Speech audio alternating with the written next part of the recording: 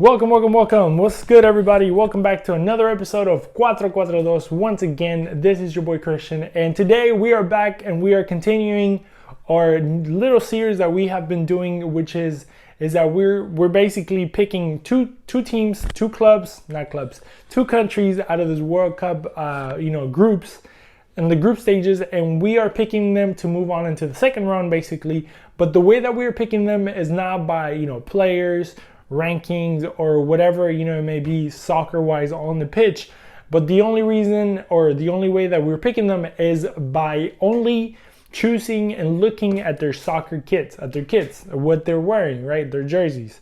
So as a lover of aesthetics, arts, and all these little things, we decided to throw a spin on it, and let's see if maybe some countries that maybe deserve to move on. Obviously not because of their style of play or because of the players or the names that they have on their squad. As we saw in the previous episode, in the previous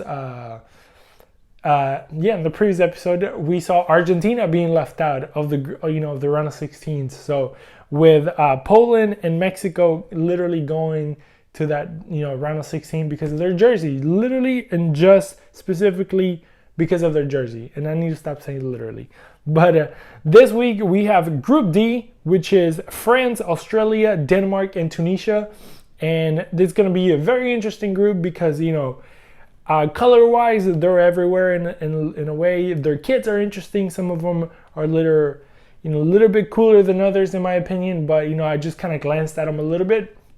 But right now we're going to break them down. We're going to pick two, and then we're going to see who's going to go against, Mexico and Poland in the round of 16s. And like I said, everything is going to be just jerseys, just kits, just aesthetics. So without further ado, let's move on into that. But before we do that, you can follow me at 442, or not follow me, but you can follow the show at 442, and you can follow me at Cris Putalias as well. So go and give us a follow there on either the show or myself, and let's connect. Let's get this show to we're trying to get it to 1,000 followers on YouTube. We're barely in the hundreds, but we can dream, right? A guy can dream.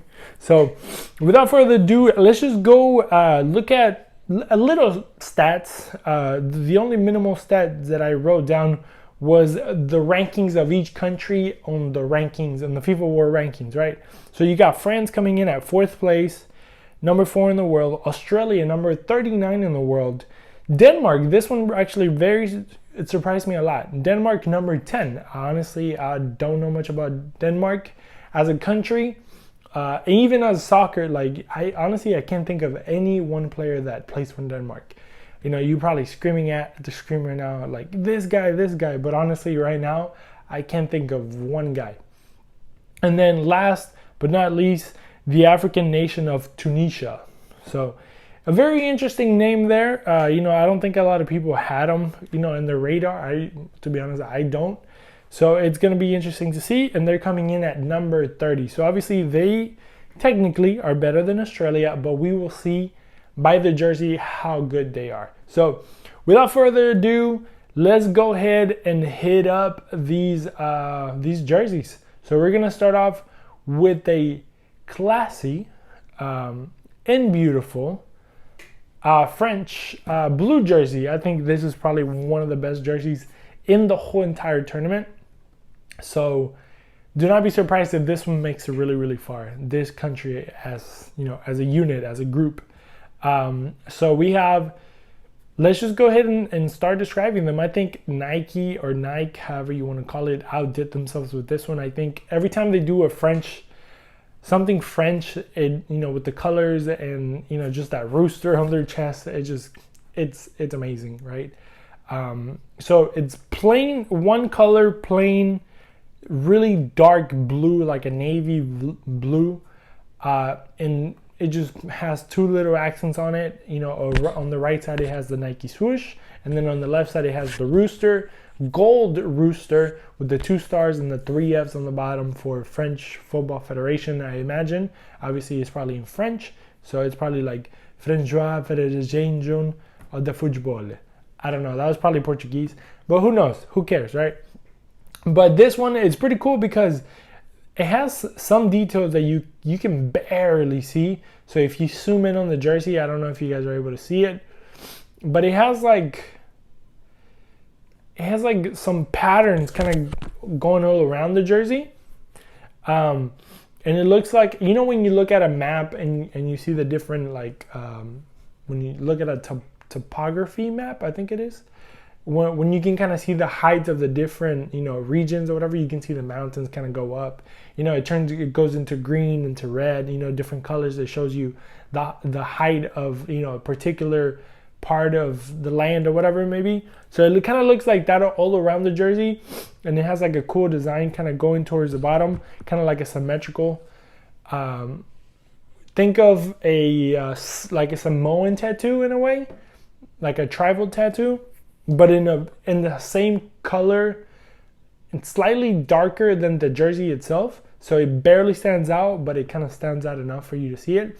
And then the fancy yet, you know, simple one button on the top collar, and I think that one just kind of, you know, gives it that extra classy that you want and you expect from, like, you know, a French team or a French, you know, clothing boutique. You know, you always think of, when you think of France, you think of, like, you know, classy, or like you think of classy brands.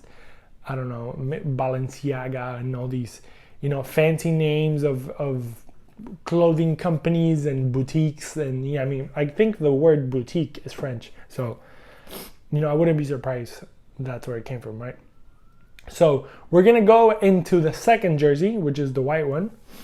This one it's pretty dope as well because it has so it's plain white. You know, we'll start with that.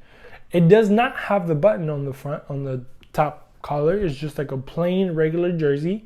And then it has a really light, not like a really light blue, but it has light blue, you know, Nike swoosh on it. And then it has the rooster in that same color, light blue, with some darker lines to kind of give it some texture on it. And then the 2 stars and the 3 Fs. And then all around the jersey in like a very light gray, you know, keep in mind, you know, if you're not watching the YouTube channel, because, you know, I have the jersey right here. But if you are just listening, just keep in mind this shirt is literally all white, or just plain white jersey. And then in a light gray, it looks like it has a bunch of drawings of like different, you know, French monuments. So it has the Arc of Triumph. It has, I don't know, it has like little houses. It literally looks like my in-laws' house. My in-laws have like wallpaper that kind of looks like this all over their dining room. And it's, you know, it's kind of fancy in a way. But this one looks exactly like those. So he has like a couple dudes holding French flags on it. And, you know, very like revolutionary, very like old school, you know, 1600s type of, you know, drawings and, you know, little houses and trees and stuff like that. But it gives you that, you know, a little classy look, makes it look like a wallpaper, honestly, wearing on their skin. But it's pretty dope. So far this one is probably one of my favorites. Like I said, you know, the French, they're pretty good at, you know, when it comes to clothing. They're pretty good when it comes to like style and just like fashion. So you can't expect, you know, any less from them. So we're going to go ahead and just put them in first place from the beginning, obviously being our first nation. So we're going to put them up top there. We're going to move on to the Australians, to the Aussies, right? I actually have family that lives in Australia. So shout out to my family in Australia. I don't know if you guys listen or watch, but shout out to you guys. So I'm pretty sure, you know, they're probably going to be supporting, I don't know if they support Australia or Argentina. Most of them were born, I think most of them were born in Australia from, you know, the Argentinian parents that went over there. But I'm not sure, but, you know, we're not going to, I know they're pretty Argentinian, so we'll see how it turns out, right? Because, you know, they could match up in that second round, you know, depending how, you know, in real life, how everything turns out, they could match up, right? But obviously now we're not talking about real life, we're talking about kids. So let's go get into this kids, right? So Australia coming in with a yellow shirt, obviously as their home which I really don't understand, because if you look at the Australian flag, I don't think they really have any yellow on it other than, the stars. Because, or am I tripping? I might be tripping, but I don't. When I think of Australia, I think of more like a British flag, but I might be way off. But this one is kind of like I don't know if you guys remember from a couple of episodes ago that we did the jersey from the Netherlands, actually in our first episode. I think it might have been like episode 83, 84. We did Group A, and the Netherlands had like an orange, but it looked like a leather couch. I said it looked like some curtains. Well, this one has the same texture but a different color, which gives it a different look, because the Netherlands in that orange look very, very shiny, but this one right here actually looks a little bit more matte. Like when it's like kind of with no shine. If you don't know what Matt is or who he is, just kidding. But yeah, it's like a yellow, and it has like two different shades of yellow going all around it. And then it has the Nike swoosh, also by Nike, in green, and then the Australian logo, Federation logo on the left, which is like a badge, like a soccer badge kinda. And then inside the badge, you have a kangaroo. You have a what are these animals called? I'm completely blank. Is that giant bird with the giant legs, with the giant neck? They stick their head in the sand. I can't think of the name right now. And then it's just a soccer ball in between them two. They're both kind of facing each other. And then they have a soccer ball in the middle with a star on top of it. And those stars actually are the ones that I think they have on the flag. And then it says Australia on the bottom. And then it has like kind of like those, like a flower thingy that goes on the bottom. I don't know exactly what it is, but it looks like a flower thingy, And then on the sleeves, like I said, I'm always a lover of details. It has the green kind of like sleeves going all around just on the tip of the sleeves. So this one is pretty simple, but even though, full disclosure, yellow is my favorite color, this one doesn't, it's not super attractive. I guess we would have to see if it's going to have a number in the front, or if it's only going to have the number in the back. I think maybe having a number in the front might be a game changer, but as is, it looks alright. It looks like a couch as well. And kind of, I think Nike with this style of jersey, I think they kind of went in the wrong direction, but that's my personal opinion. But this one, let's take a look at the away jersey. Maybe the away jersey is better. The away jersey, it's completely different to the first one. This one actually being almost the same navy color of the French jersey, with a really dark blue that almost turns into black. And then I don't know if you guys remember when we were talking about also the Netherlands and how Nike nowadays, they're trying to reinvent the collar, right? So right now it looks like on the collar they have a triangle going on, and it has like a teal color. So it's like a very, very, very, very light blue. And so that collar part of it is teal. The Nike swoosh is teal, and then the logo Federation.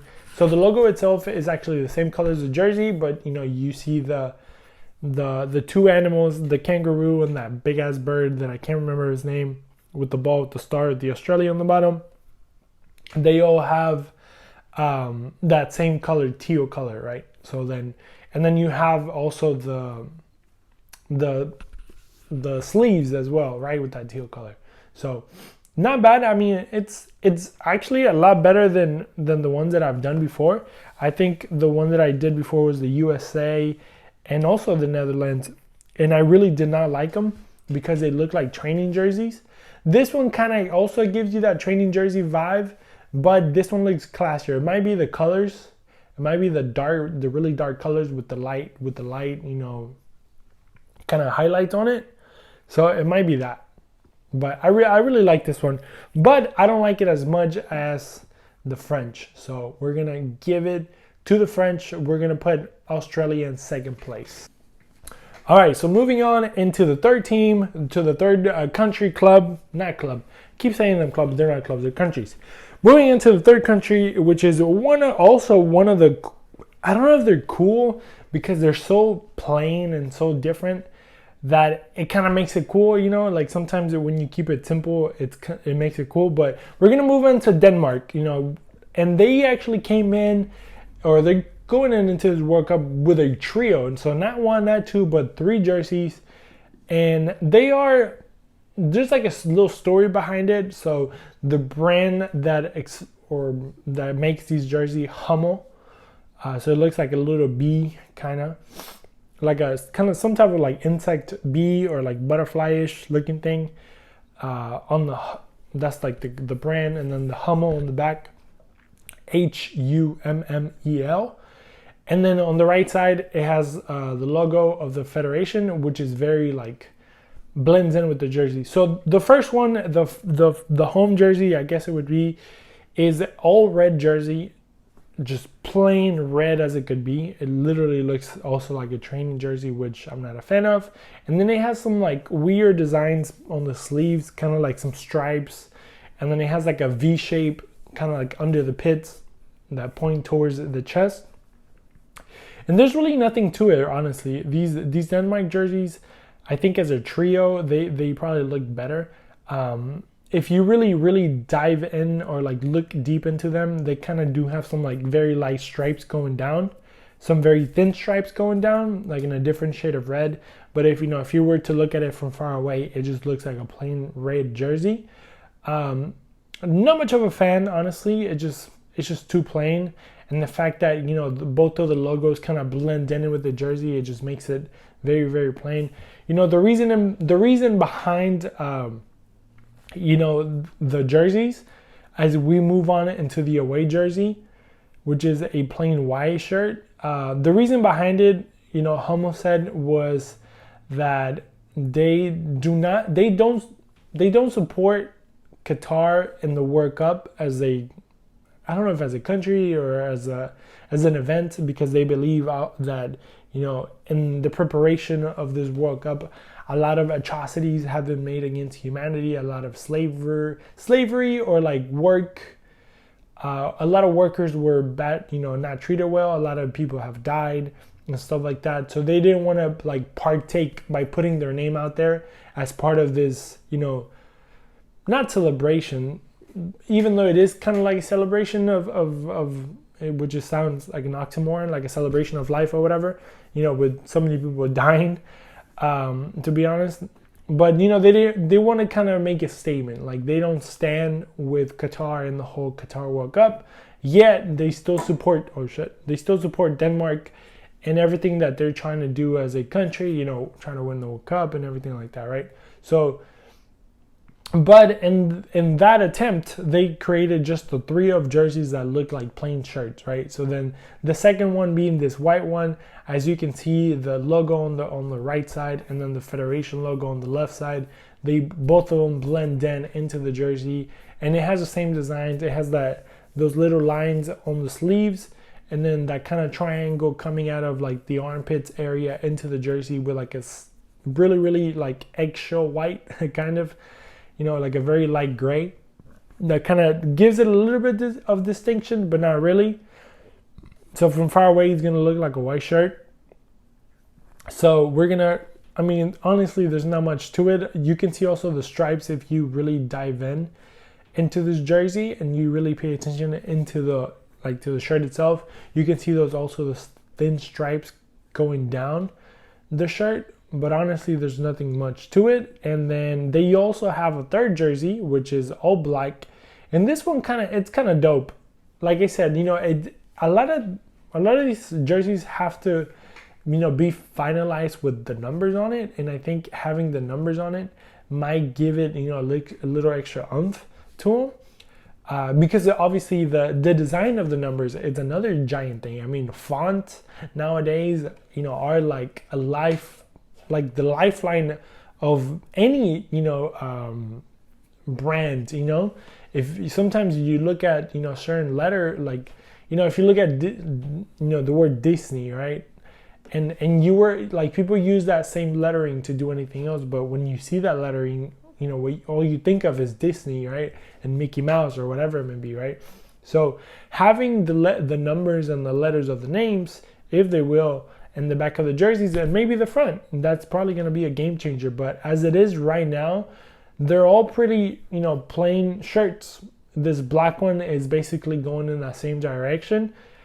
Being all black, the Federation logo on the left, the Hummel on the right, basically being, muted into the jersey as well. As you have like the same pattern on the sleeves, the same pattern coming, out of the sides of the shirt and going into like the chest area. And then the stripes. This one probably you're able to see the stripes kind of going down a little bit more because the black kind of fades into like a little grayish. So even though they're both black, the black shades are different, so you can kind of tell a little bit more from far away.